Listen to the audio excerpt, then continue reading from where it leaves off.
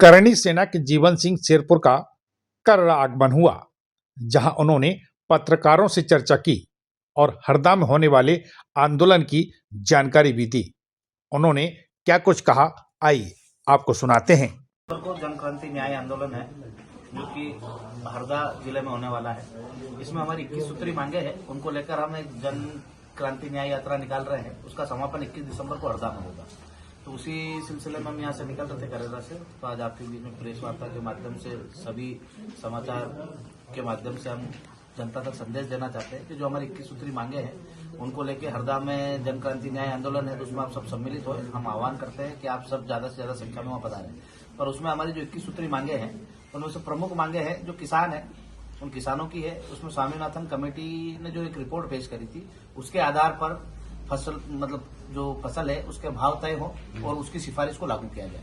उसके अलावा जो स्मार्ट मीटर है, जो अभी तो हमारी लड़ाई के बाद ही 3 साल के लिए उन पर प्रतिबंध लगा है, पर उनको स्थायी रूप से बैन किया जाए और जो सादे मीटर है उन्हीं को लगाया जाए, और जिसकी वजह से बिजली के बिल की बढ़ोतरी हुई है उन बिजली के बिलों को कम किया जाए।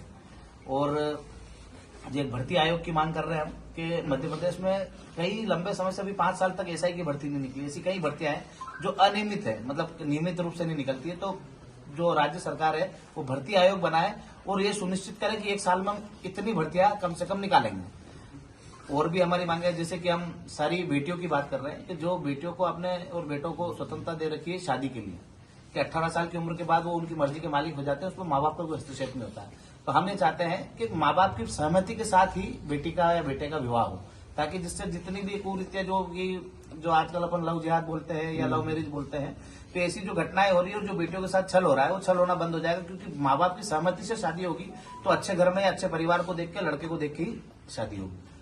आर्थिक आधार पर आरक्षण हमारा शुरू से ही मुद्दा रहा है।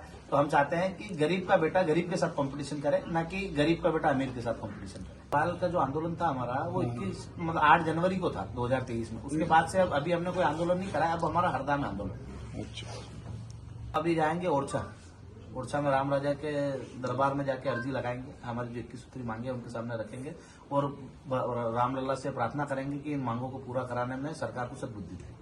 हमने तो सभी स्वाभिमानी लोगों से आह्वान किया है कि जो भी इस आंदोलन में, जो भी इन मांगों के समर्थन में आना चाहे, जैसे बेटी का मुद्दा है वो तो हर एक बेटी के लिए है, चाहे वो किसी जाति दल बिरादरी कहीं का भी हो या कोई से भी प्रदेश का हो। हम तो सारी बेटियों के लिए लड़ रहे हैं, तो जो भी इस आंदोलन में शरीक होना चाहे सब हो सकते हैं।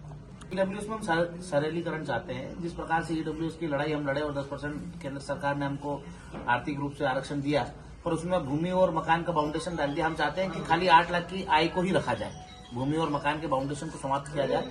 और ये हमने 8 जनवरी में भी रखी थी, तब सरकार ने इस बात को माना था और उन्होंने बोला था कि जैसे राजस्थान में उन्होंने, मतलब राजस्थान की तर्ज पे हम यहाँ भी 8 लाख की आय ही करेंगे, पर अभी तक सरकार ने उस पर कोई काम नहीं किया। यहाँ क्या राजस्थान में जल्दी 3 साल के लिए बनता है और आरक्षण की श्रेणी में तो आयु सीमा में छोटी मिलती है। उसी आधार पर ऐसा ही मध्य प्रदेश में होना चाहिए। यही शेड्यूल करेंगे ईडब्ल्यूएस का हमारा।